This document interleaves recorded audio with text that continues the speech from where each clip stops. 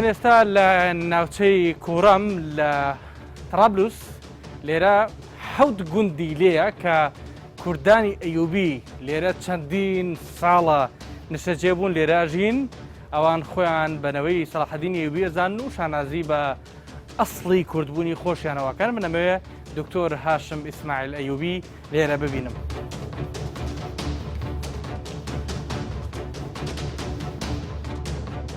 پرۆفیسۆر دکتۆر هاشم ئیسماعیل ئەیوبی نەوەی سەلاحەدینی ئەیوبیە و یەکێک لە کوڕەکانی ناوناوە سەلاحەدین سەرۆکی ناوەندی سەلاحەدینە بۆ لێکۆڵینەوەی استراتیژی بێجگە لە لوبنان لە چەندین زانکۆی دیکەی ناوخۆیی و نێودوڵەتی لە وڵاتانی وەکو ئەڵمانیا و فەڕەنسا وانە و سیمیناری پێشکەش کردووە. خاوەنی چەندین کتێبە بە زمانی عەرەبی و زمانەکانی دیکەی فەڕەنسی و ئەڵمانی. یەکێک لە کتێبەکانی بەناوی فێربوونی زمانی ئەڵمانیە. سەردانی هەرێمی کوردستانی کردووە و لە ناوەندە ڕۆشنبیریەکان سیمیناری پێشکەش کردووە.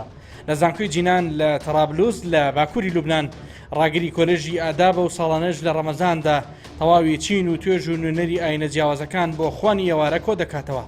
لە باخچەکەیدا بەڵێنی پێکەوژیان دووپات دەکرێتەوە. پێشەوەی دیدارەکەمان دەست پێ بکەین لەو باخچەی ماڵەکەیدا وەکو ستافی ئەم پرۆگرامە قاوەیەکمان لەگەڵ خواردەوە. پیاسەیەکمان لەگەڵ ئەنجامدا وتی حەوت گوندی ئەم ناوچەیە کە لە زستانیشدا بەفری لێدەبارێ هەمووی کوردانی ئەیوبی لێدەژین کە ژمارەیان نزیکەی 10,000 کەس دەبێ. داوای کرد سڵاوی بە هەر کوردێک بگەێنین کە دەنگ و ڕەنگی ئێمەی پێدەگات. لێرین لە ماڵی یەکێک لە نەوەکانی سەلاحەدینی ئەیوبی بەڕێز دکتۆر هاشم ئیسماعیل ئەیوبی کە عمیدی کۆلێژی ئادابە لە زانکۆی جینان و لە چەندین زانکۆی ناوخۆی و دەرەوەی لوبنان وانی وتوتەوە و کەسایەتێکە کە لە چەندین کۆنگرەی نێودوڵەتی بەشداری کردووە. ئێستا بە خۆشحاڵی لە ماڵەکەین. شکران زۆر سوپاست دەکەم بۆ ئەم چاوپێکەوتنە. ئایا ئێوە شانازی بەوە دەکەن کەوا سەلاحەدین کووردە و ئێوەژنەوەی ئەوەن؟ ئەنتم ئەحفادی.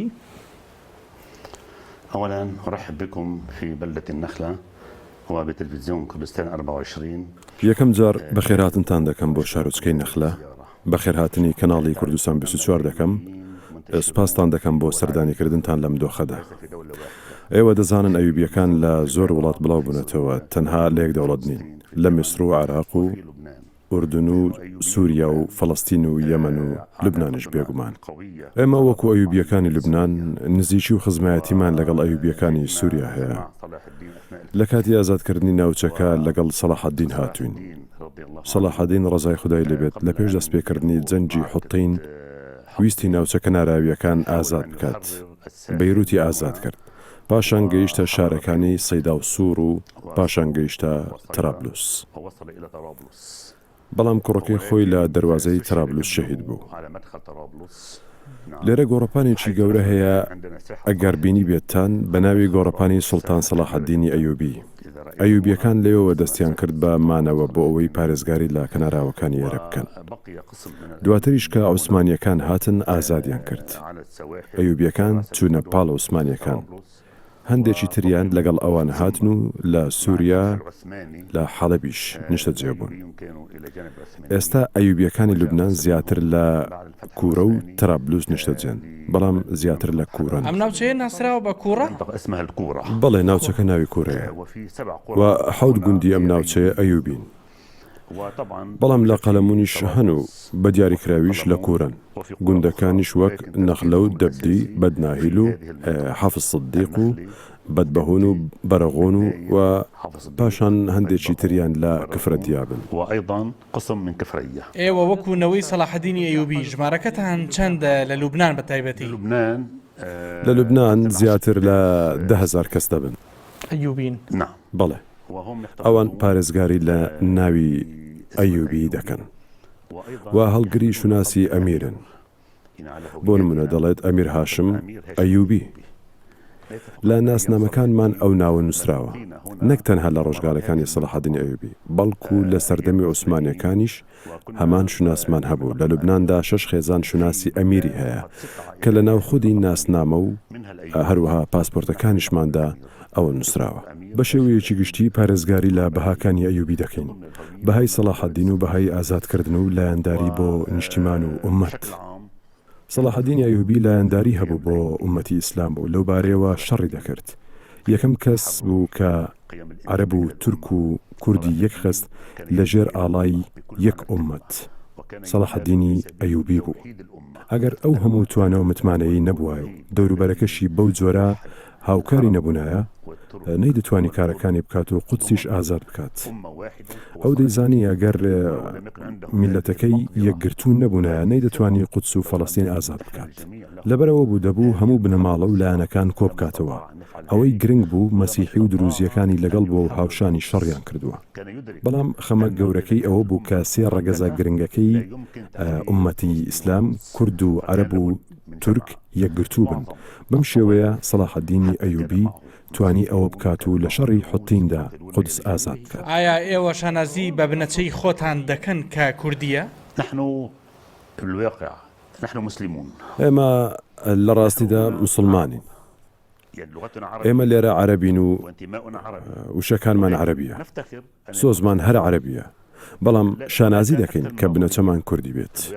بەڵام چەند بیردۆزێک و چەند جێڕانەوەیەک هەیە بۆ نمونە هەیە کە دەڵێت لە ڕێگای نزیکی ئازەربایجان و سەمەرقەندەوە هاتووە و لە عێراق نیشتەجێ بوو و باپیری ژنێکی کوردی هێناوە و بوون بە یەکێک لەوان.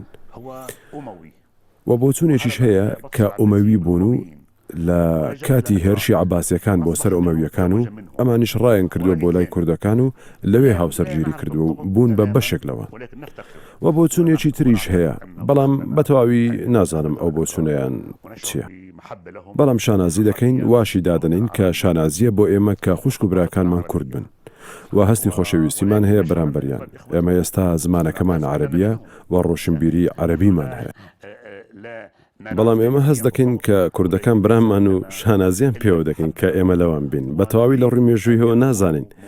بەڵام بێجگە لە خۆشەویستی هیچی ترمان نییە. و دەمانەوێت یەکگرتوو بن لەگەڵ براکانیان لە عەرەب و کورد و خواستی ئێمەیە. وەک چۆن سەلاحەدین ئەوەی دەویست ئومەت بەوە بەهێز دەبێت.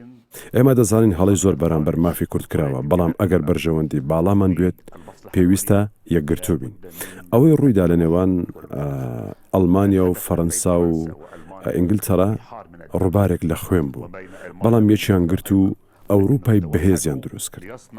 بەڵام لێرە ئەگەر لە ڕۆژهەڵاتی ناوەڕاست دەوڵەتانی موسڵمان یەک نەگرن، کورد و عەرەب و تورک ئەوە وەک خۆمان بەلاوازی دەمێننەوە.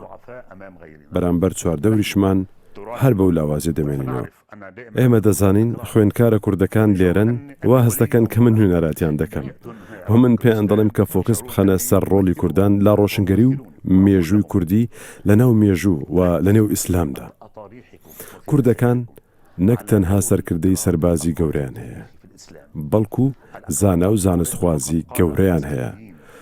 تیاندا مفتی و شاعری گەورە لە نێوانیاندا هەڵکەوتووە. من ئەو شاهیدە بە بەردەوامی ئەم کە بەڕێز دکتۆر هاشم ئەیوبی کە هەمیشە خوێندکارە کوردەکانی بینی بێ لە زانکۆی جیران هەمیشە و ئامۆژگاری و نەسیحەتی کردوون کە تەرکیز بخەنە سەر ئەوەی کە کەسایەتیە بەهێزەکانی کورد لە ناو توێژینەوە زانستیەکانیان کە باسی شیەکات، توێژینەوەی ماژستێر و دکتۆرا باس بکەن و بە دنیای عەرەبی و جیهانیشی بناسێن کە کورد بێجگە لە سەرکردەی سەربازی گەورە چەندین کەسایەتی ناسراوی تری مێژووی و شاعیر و نووسەری گەورەی هەبووە کە ئەبێ باشتر بناسێنرێت. هەل عندكم تەختەڵیت ئایا تێکەڵی و پەیوەندیتان لەگەڵ کوردانی لوبنان هەیە؟ كان عندنا علاقات. پەیوەندیمان هەبووە و سەردانیان دەکردین لە بەیروتەوە. بەڵام لەوەتەی شەڕی لوبنان و ئیسرائیل تەنانەت هێرشی ئەمریکا بۆ عێراقیش لەو کاتەوە کاڵ بۆتەوە. بەڵام ناڵێم دابڕاوین نەماوە، بەڵام زۆر کەم بۆتەوە. لەلایەن ئەوانیشەوە بوو، نازانم بۆچی. بەڵام لە بارودۆخی لوبناندا دەرفەتێک نەبوو بۆ جوڵانەوەی کوردەکان وەک کوردێک یان عەرەبێک. لوبنانیەکان کێشەی تایبەتی خۆیان هەیە. بە تایبەت ئێستا بیرلەوە ناکەنەوە کە کوردیت یان عەرەبیت. ئێستا لوبنان وەک دەزانن نیشتیمانێکی زۆر خراپە لە هەموو ڕووەکانەوە. بیر لەوە ناکەنەوە کە چێ کوردە و چێ عەرەب. بەڵام کاتێک لە بەیروت بووم پەیوەندیم زۆر بەهێز بوو لەگەڵ ڕۆشنبیر و خەڵکە باشەکانی کورد. ئێمە وەک ئەیوبی هۆز و تیرە نین بەڵکو خێزانێکی گەورەین. لەناو ئەیوبیەکاندا ڕۆشنبیرێکی زۆری تێدایە. ژمارەیەکی زۆریان پسپۆڕی جۆرە و جۆرن. 70 دکتۆر و 80 ئەندازیار و زیاتر لە 30 مامۆستای زانکۆ و زیاتر لە 20 پلەداری سەربازی و ئەمنیمان هەیە. خێزانێکی ڕۆشنبیر و گەورەین. بەڵام ئێمە بەهای ئەیوبیمان هەیە نەک عەشیرەت.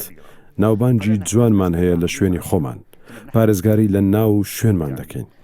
ئەوەش هەمووی لە مامەڵە و ڕەوشت و پەیوەندی و خزمەتکردن و لە بەخشیندا ڕەنجی داوەتەوە. ئەو بەهایانە بۆ ئێمە زۆر گرنگە. لە هەموو گوندێک مزگەوتێکی سەلاحەددینمان هەیە. ئەوە من سەرۆکی ناوەندی سەلاحەددینم. ناوەندی سەلاحەددین بۆ گەشە پێدان. ئەم ناوەندە تەنها بۆ ئەیوبیەکان نییە. ڕۆشنبیرانی ناوچەکە دەتوانن بێن ئەوێ کە هۆڵێکی گەورەمان هەیە بە ناوی دادوەری بەڕێز کە قازی فازیل ڕاویشکاری سەلاحەددین بووە کە ئامۆژگاری زۆری سەلاحەددینی کردووە و لە هەموو بوارێک هەموو ساڵێک یادی شەڕی حوتین و ئازادکردنی قودس و باسکردنی سەلاحەددین و مێژووی و بەهاکانی دەکەین. کتێبخانەیەکی تایبەت هەیە هەر لەم بارەیەوە. هەروەها ئێمە کتێبمان بەدەستگەیشتووە لە کوردستانەوە کە زۆر گرنگن. زیاتر لە 5 کتێبن و ئەم کتێبانە لەبارەی سەلاحەددین و شەڕەکانی سەلاحەددین و ئەیوبیەکانەوە نووسراوە. وە تەنانەت کتێبمان لە فەڕەنساوە بەدەستگەیشتووە. ئێمەش ئەم کتێبانەمان خستوونەتە نێو کتێبخانەوە. دواپرسیارە مەکەم. بەڕای ئێوە چارەسەری نمونەیی بۆ کێشەی کوردی چییە؟ پێویستە مافی خۆیان بەدەست بهێنن. میلەتی کورد میلەتێکن خاوەنی ڕیشەن و مێژووی سەرکەوتنی خۆی هەیە. سەرکەوتنەکانی دیارن. بەڵام دۆخی زۆر قورسە و دابەش بوون بەسەر تورکیا و سووریا و ئێران و عێراق. هەموو دەوڵەتێک دەیانەوێت بازرگانی پێوە بکەن یان بیان کاتە قوربانی وەیان ئاوا و یان من بەدۆدا چوونم کردووە هەستم بەم خاڵە کردووە. و من کە لە عێراق بووم پێش هێرشی ئەمریکا بۆ سەر عێراق 3 شەو 3 ڕۆژ لە کوردستان مامەوە. لەگەڵ برا کوردەکانم کۆبوومەوە. بینیم ڕۆژنامەیان هەیە و قوتابخانە و ڕادیۆیان هەیە و پێویست بوو زۆر لەوە زیاتریشیان هەبووە. بەڵام نەمبینی دژمنایەتیەکی گەورەیان لەگەڵ عەرەب هەبێت. لە سووریاش هەر بە هەمان زۆر. بەڵام ئێستا دۆخە سیاسیەکە ئاڵۆزە. بەڵێ بەگشتی بەڵام پێویستە بەهای تایبەتی خۆیان و پارێزن و وریابن. بەڵام هەیە دەیەوێت بازرگانیان پێوە بکات. من لە ئەڵمانیا بووم هاوڕێم هەبوون کورد بوون کە لە زانکۆ تێزی دکتۆران لای من هەبوو. داوت ئێمە شانازی بە کوردبوونی خۆمان دەکەین. و منیش زۆر شانازیم پێوە دەکردن. بەڵام هەندێک وڵاتی ئەوروپی هەوڵ دەدات بۆ شاییەکە فراوان بکات. بەڵام ستەمێک هەیە لە کوردی عێراق دەکرێت بەڵکو بازرگانیان پێوە دەکرێت وەک ئەوەی فەڕەنسا بەرامبەر ئەمازیغیەکان لە جەزائیر و مەغریب دەیکات. ئەگەر ڕاستگۆیانە بوایە دەمانوت وایە و ڕاست دەکەن. بەڵام من دەزانم ڕۆژاوا یارمەتیمان نادات تەنها لە بەرژەوەندی خۆیان نەبێت.